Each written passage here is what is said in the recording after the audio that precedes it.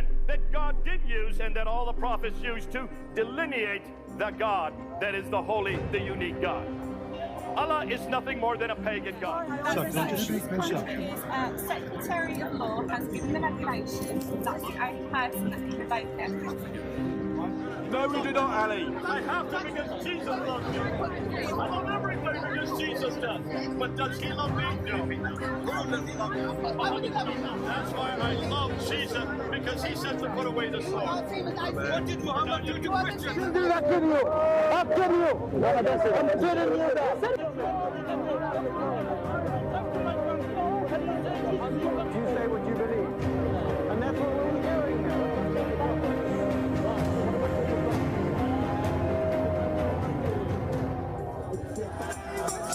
Would you please welcome Dr. J. Smith?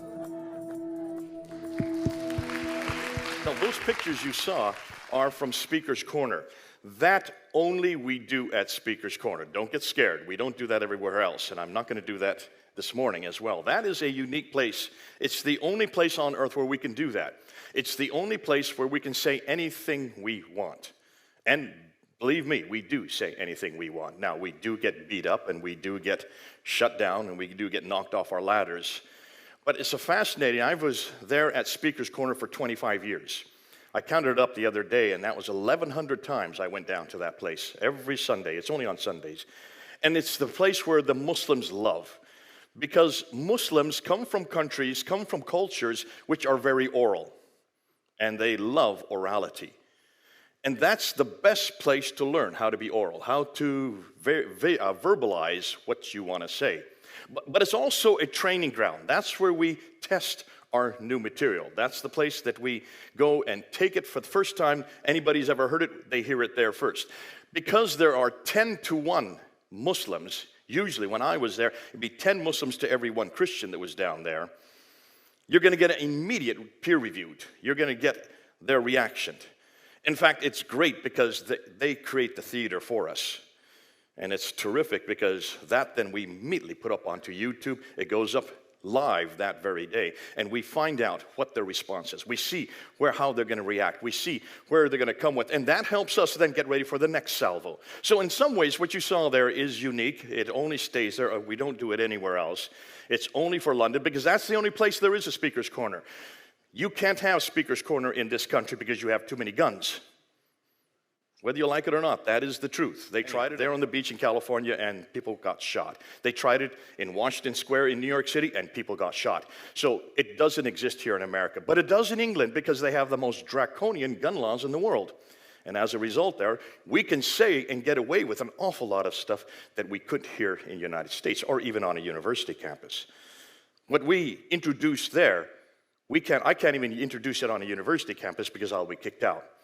This is called hate speech. This is called Islamophobia. And yet, all we're asking are historical questions. So what I'm going to do this morning, I've asked Ted if this is okay. I'm going to show you exactly what has happened in the last 2 years.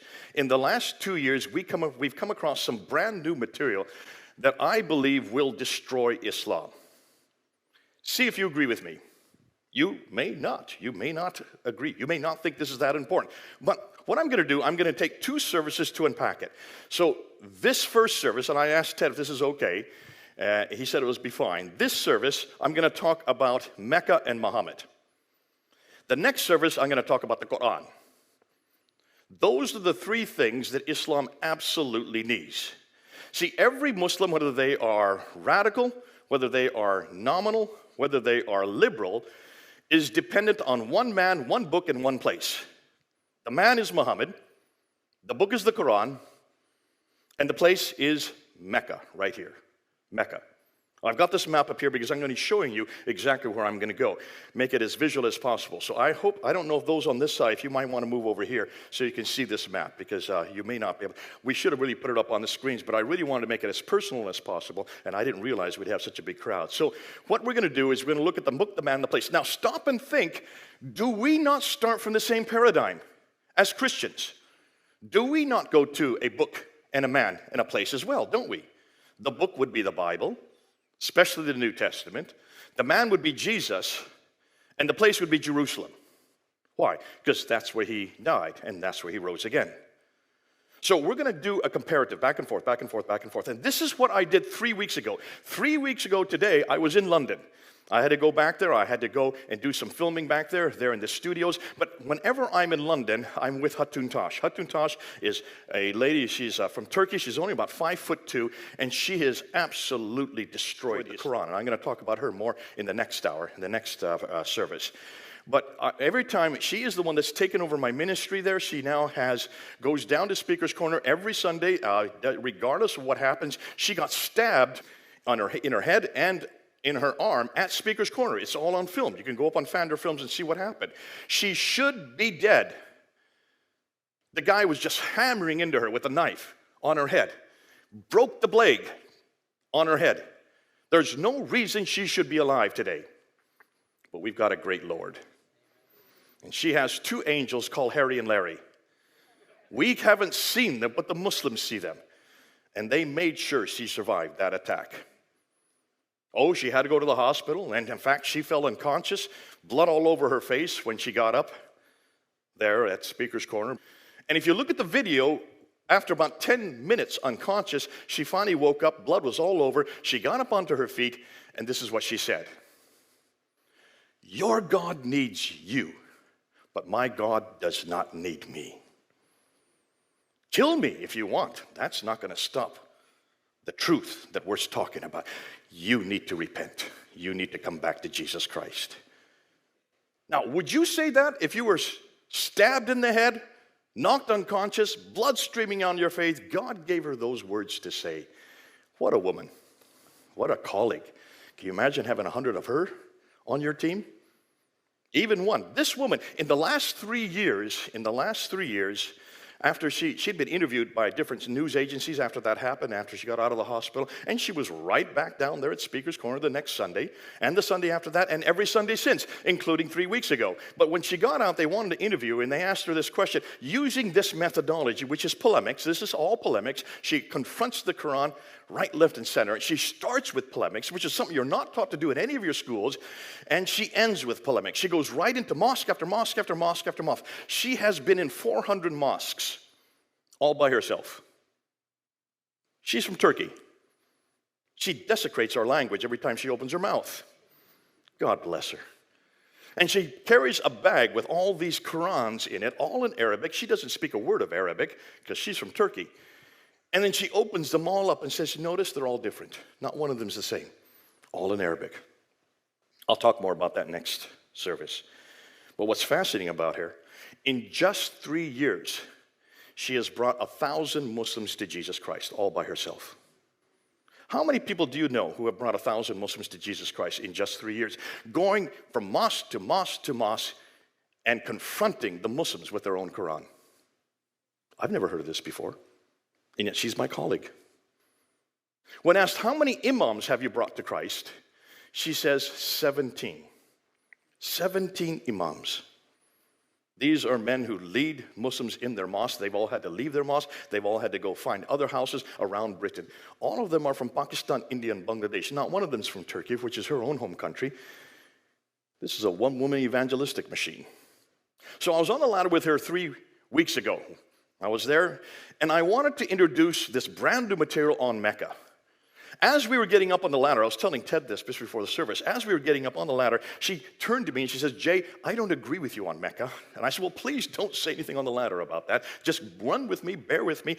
I've got to convince them, and it looks like I'm going to have to convince you as well. And this is how I started. But I don't have the pictures with me. I should have brought them. I didn't think about that. But I held up some pictures of this country right here. This is Saudi Arabia, right? But it's only been made Saudi Arabia because of the Ibn Saud family, which created Arabia, brought it together in the 1700s. They eradicated all their opposition, and they became Arabia. So they got the whole peninsula under their jurisdiction, but they needed theological authority, theological legitimacy. So they brought a man named Ibn al-Wahhab, who was a theologian. He was studying Ibn Taymiyyah's material in the 1700s. They brought him together, and he gave the theological legitimacy to their political entity. So you had the mosque and the state brought together, much like we would have the church and state in the Catholic context. We separate the two, they bring it together. And that happened in the 1700s. So that happened 400 years ago, that this whole island, or this peninsula came under their jurisdiction. So you had both the politics and you had the theology amalgamated. Now, that was here in Mecca, and it's also in Jeddah, and it's also in Riyadh. Those were the three centers at that time in the 1700s. What they did then is they weren't really that powerful until the last century. In the last century, they found oil here. And when they find oil here, suddenly they became a superpower. And they started transporting and forcing this Wahhabism. That's where Wahhabism comes from Ibn al-Wahhab, who was Muhammad ibn al-Wahhab, who was the man that created the theology. And it all basically came down to two things. The theology of Wahhab is this. Here it is, in just two sentences. To be a good Muslim, read the Qur'an, follow Muhammad. That's it. That's all he was saying. Read the Qur'an, follow Muhammad. What's the Qur'an? Here's the Qur'an. Ted, I didn't ask you permission to bring this in class. You don't mind if I bring it in this building. It's already here. You can't say no. Don't worry. We're going to destroy this in the next hour. So it'll be nothing. And that's why this is the book. This is their book. This is the Qur'an, right? This is the book that they follow. Every Muslim, doesn't matter whether they are radical, nominal, or liberal, they have to follow this book. Read the book. But how do you apply this book? Well, you go to the author that wrote, but it wasn't written by any author. This book is eternal. It's always been. It's never existed. It never was begun. It's always existed. Can you see the problem? Read this book. How do you apply it? Follow the man in the book. Follow the man in the book. So that's what they have been doing since the 1300s.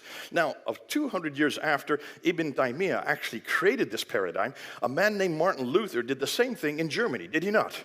When he nailed up his 95 thesis there in Germany, what did he say? Sola scriptura. Read the book. Go back to scripture. Don't follow the church. Don't follow all these traditions that are coming from the book of Tobit and these other intertestamental books. Don't follow this indulgences. We are not to have this idea called purgatory. That's not in the book. It's not in our Bible. Read the book and follow Jesus Christ. Follow the man. The book and the man. The book and the man. The book and the man. Basically, what Martin Luther was doing is what the Muslims had already done 200 years earlier. And people are still saying today, when is Islam going to be reformed? That was their reformation. He was a protester. Ibn Taymiyyah, people hated him. They put him into prison. He died in prison for saying, read the book and follow the man. Read the book and follow the man. Just like they hated Martin Luther. So Islam is very similar to us. As much as that's going to make you uncomfortable, don't worry. That's as far as the similarities go. Because when you read that book and follow that man, what a different book and what a different man. We don't have almost any of our theologies are the same. I'm not going to get into that today, but do you notice which is the bigger book? This is the bigger book, right? I make sure it's bigger just so you can say yes. This is the bigger book. This is the smaller book. This is the bigger man. This is the smaller man. But here's the problem. When you look at the man, when you go back to Muhammad himself, you've got to go to here. Because this is where he was born, right there. Born in 570 AD, right there. The difficulty is that there is called Mecca. Now take a look at this and you'll notice, I should have a topography map here, because if you look at a topographical map, you'll notice that it's all green up here, and it's all green down here, and it's all brown here. Why is it brown here? And what was this has this been called? What did the Romans call this? What did the Greeks call this? This is known as Petrea Deserta. Deserta. Desert means desert, right? That's all desert. That is what we know. This whole area here is the Mesopotamia, the places of the two rivers that come down here. See the two rivers that come down here, the Tigris and Euphrates? That is where all the civilizations occurred. Why do all the civilizations occur up here? Because it's got water. If you have a desert, you don't have any water. Am I correct? Desert means no water. If there is no water, there's no vegetation. If there's no vegetation, there are no people. If there are no people, there is no town. If there is no town, there's no cities. There's no cities, there's no civilization. If there is no civilization, there's no history. How long did it take me to say that? 10 seconds, right? If there's anything you leave from this morning, that's all you need to know. Because any Muslim, and I hope you send this to Muslims, those of you who are following this at home, I don't know where the camera is, I'm going to be pointing to there, I think it's over there. Those of you who are watching this at home, this is all going to be, it's all being recorded, it's all going up online. I want Muslims to hear this. I want all of you to tell this to your Muslim. Give them this video and have them answer this question. How could there be any history here if there's no water? Now, what do Muslims say? Every Muslim says that Adam and Eve, when they were in the Garden of Eden, now the Garden of Eden in the Qur'an, in chapter 2, in chapter 7, in chapter 20, the Garden of Eden is up in space. It's not on earth. Unlike our Garden of Eden, which is on earth, their Garden of Eden is up in space. So when Adam and Eve were thrown out of that garden, they were thrown down to earth. Where were they thrown down to? Bingo, right there. This is where they were thrown to. Mecca. Which means that would be the oldest town, city, civilized place on earth, right? You don't have anybody earlier than Adam and Eve. They're the first humans. Which means that should be the oldest town in history. If it's the oldest town or the oldest city, someone somewhere should have known about it or said something or written about it. We have no reference to a place called Mecca until 741 A.D. Muhammad died in 632. Can you see a problem there? That's over 100 years later before we even hear about this place. It's on no maps until 900 A.D. No maps have it on it. Ptolemy, writing in the 2nd century, he talked all about Arabia in his, what he called the geography of Arabia. He talks about all the places, and he talks about Aden down here, and he talks about Sana'a, and he talks about Najm, he talks about Taif, he talks about Yathrib, he talks about Khaybar, he talks about Tabuk, he talks about all these places, Gaza, they're all there. And you can see, they're all right here. Tuk, tuk, tuk, tuk, tuk, tuk, tuk, tuk, tuk, tuk. That's the Western Plateau. Mecca is not on the Western Plateau. Ooh, Dr. Patricia Corona in the 1980s noticed this. Actually, in the 1970s, she noticed this. She said, hold on, it's off the Western Plateau. It's about 1,000 meters off the Western Plateau. 1,000, that's 3,000 feet. You have to go down to get to Mecca. It has no water. Why? It's a desert. It's not even an oasis. If you don't have water, how are you going to accommodate the caravans that came? How could it be on the trade route, she said. It isn't on the trade route. She reads and writes 15 languages, all archaic languages. How many of you today read and write 15 languages? So this is a real prodigy. This is a woman who's unique. One of the first in the world to actually go back to the original documents. She was head of department at Oxford University when she did her book and wrote her book in 1987 called Meccan Trade and the Rise of Islam. She decided to find out where this Mecca was. She went to all the documents from the 2nd, 3rd, 4th, 5th, 6th, all the way, or go in this direction. Where for you? Yeah, where's left, right? That's right. So she went all the way from 2nd, 3rd, 4th, 5th, 6th, all the way up until the 7th century. No reference of Mecca on any of the documents. She went all up and down the coast here. She went up all and down the coast here. She went way over here to India. She tried to find any reference, no reference. What she found was they were all talking about this place over here. Agilis, which is in Eritrea today, in Africa. That's what she found. Reference after reference, all the trade went through this way. Why? Because it went up the Red Sea. Why would you take all the goods coming from China and the Far East, they came to India, they couldn't go this way, because you see, that's all mountains there. That's the Hindu Kush and the Himalayas. So they couldn't go that way, they had to come this way, and then they had to, usually they went across here to the Persian Gulf.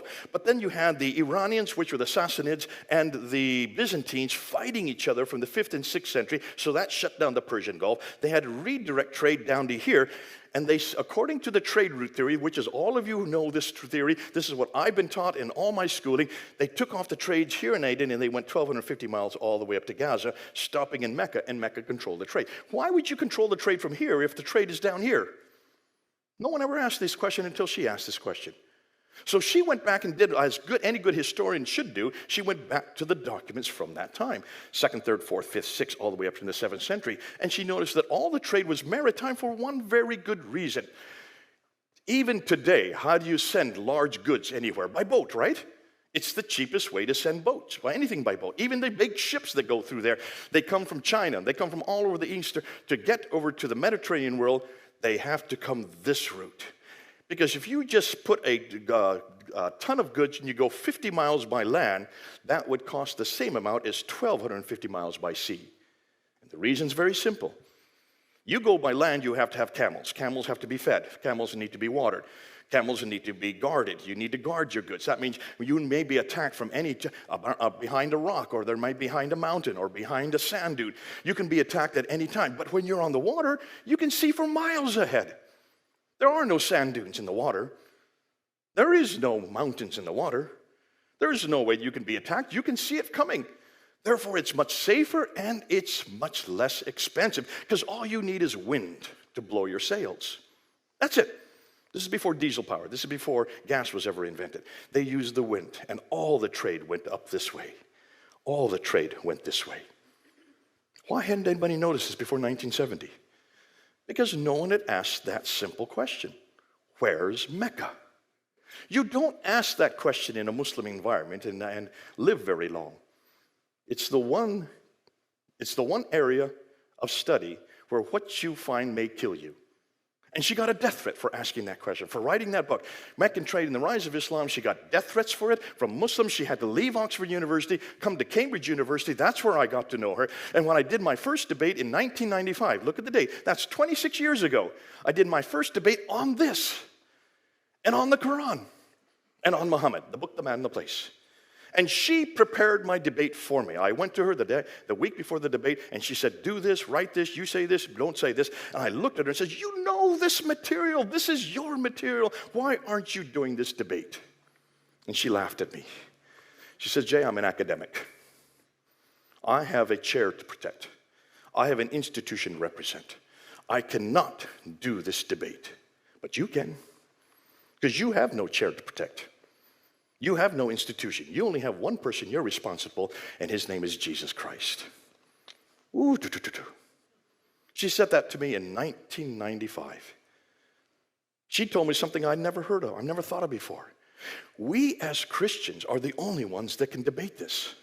We as Christians are the only one that can ask and demand and show the Muslims that they've got a problem, because this place did not exist. Look at all the historical annals. Listen, she didn't even go far enough, and this is what we just found in March of this year. As we were looking at all these, and I had my team look at all these different plans by Alexander the Great in the 4th century BC, 300s.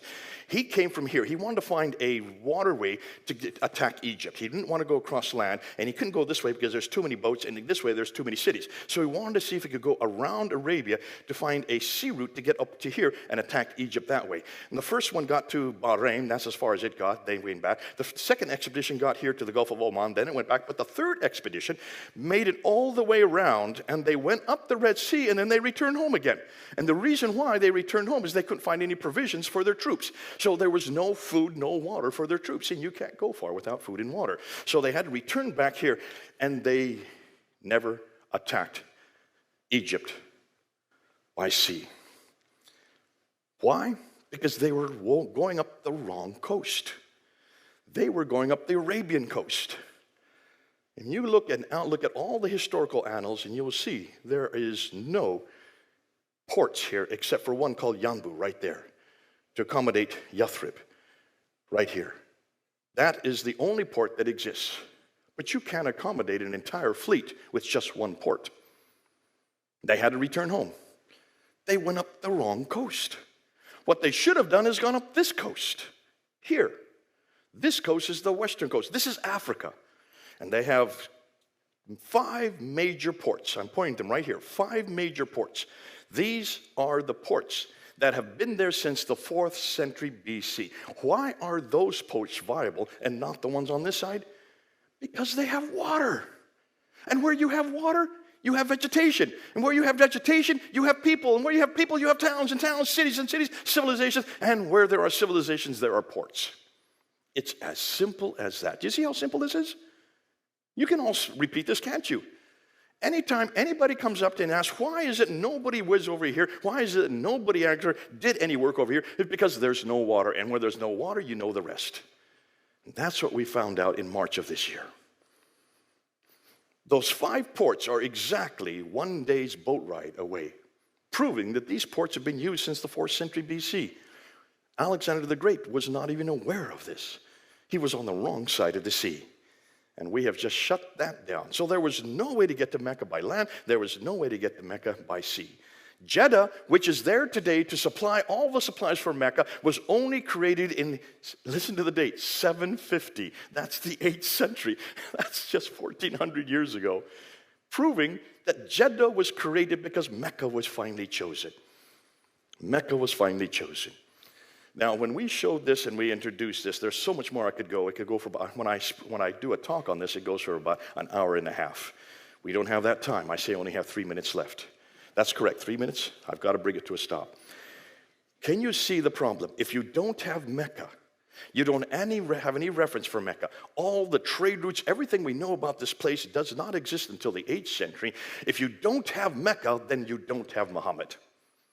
Because where was Muhammad born? He was born here. Where did he grow up? He grew up here. Where did he spend his first 50 years of his life? He spent his first 50 years of his life right here. When did the Quran get received? It was right here in Mecca, starting in the Hira cave, right outside of Mecca. Everything is dependent on Mecca.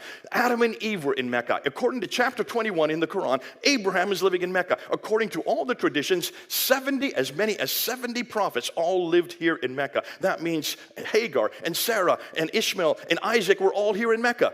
Which means we'd have to throw away all of our biblical material because everything we know about that happening is way up here, 1,000 miles further north. And look at all the biblical evidence. Look at all the archaeological evidence we have for Abraham, for Isaac, for Ishmael. You name it, they're all from up here. And look at what we have for Jerusalem. We have so much evidence for Jerusalem, not one piece of evidence for Mecca. Once you throw out Mecca, you throw out Muhammad. Once you throw out Muhammad, you throw out the Quran. No book, no man, no place. And all I did was show you a map. See how easy this is? I haven't even gone to talk about the coins yet. I haven't gone to talk about the inscriptions. We haven't even got into that yet. I haven't even talked about the buildings, all the qiblas, every qibla for every mosque up until 706, from way over in China, from way down in India, from up here in Iran, all these qiblas, that's the direction of prayer that they're all facing, are all facing Petra. Nothing is facing Mecca, not until 727. That's over 100 years after Muhammad's death. And it makes my job so easy. But see, you can repeat this. Just show them a map and remind them that's a desert. If it's a desert, there's no water. If there's no water, there's no vegetation. No vegetation, no people, no town, no city, no civilization, no history. You cannot build an entire theology, an entire ideology, an entire religion based on desert. You've got to have civilization. You've got to have history. If there's no history, you throw out Mecca. Are you all getting it? Do you see how easy it is? By the time I finished that, after going through about an hour unpacking it at the ladder, Hatun had been converted. She was so excited about that she came and asked me to tell her whole team. But more than that, if you go up on her site, DCCI, you will see she has 11 videos just on this material from what we did at Speaker's Corner since the last 2 weeks. This is now being taught. I'm teaching this on a master's degree level and a PhD level at Veritas International University in California. In fact, tomorrow night will be the next session. I'm doing this. We're now teaching 10 different courses, all on the historical critique, unpacking all this so people all over the world can get it. We have over 100 students now, and we've only been going 1 year. I'm also teaching it right now as we speak, last week and next week in Ethiopia. I'm supposed to be there physically. That's why I wouldn't have been able to come here. I'm supposed to be in Ethiopia, but have you all been hearing what's happening in Ethiopia? You need to pray for Ethiopia. This material we're teaching there in Ethiopia, because these are all pastors getting master's degree, and they all want this material because they are surrounded by Islam on all 4 sides. They are the only Christian country in the world that has retained their Christian identity for 2,000 years. The church in Ethiopia, the Orthodox Church, numbers 42 million. If Islam takes over Addis Ababa, Ethiopia will fall. You need to pray for Ethiopia. It's happening and no one's talking about it here. Because all we want to talk about is Trump and Biden. We need to start talking about what's happening around the rest of the world, especially to our church. Let's pray for Ethiopia, pray for these pastors as we're introducing. They want this material because this is not hate speech. This is not Islamophobia. This is history.